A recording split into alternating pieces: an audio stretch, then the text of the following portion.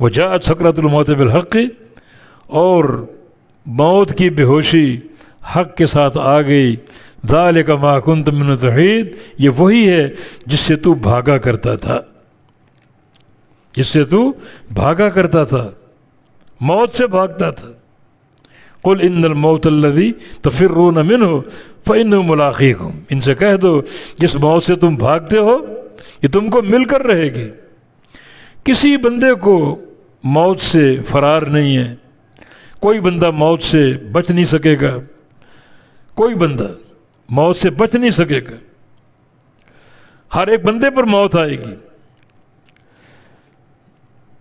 جب موت آ جائے گی تو جو انسان کے اعمال، اس کی زندگی کی رپورٹ اس کے سامنے آئے گی. تو یہ ایک موقع حقائق منکشف ہونے کا.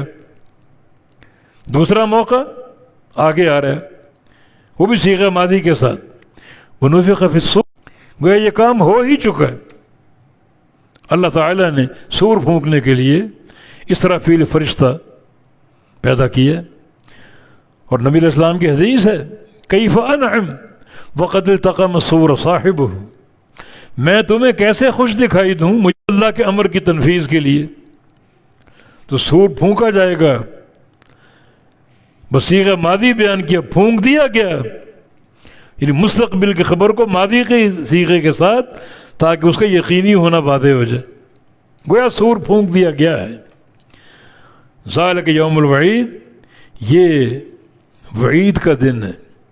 وعید سے مراد اللہ کے عذاب کی خبر دینا، اللہ کے عذاب کی وعید. ایک وعد اور ایک وعید. وعد سے مراد اچھا وعدہ، جنت کا وعدہ، اور وعید سے مراد جہنم کا عذاب، اللہ تعالیٰ کے غیظ و غضب کا عذاب اور اس کی وعید. یہ قیامت کا دن وعید کا دن ہے.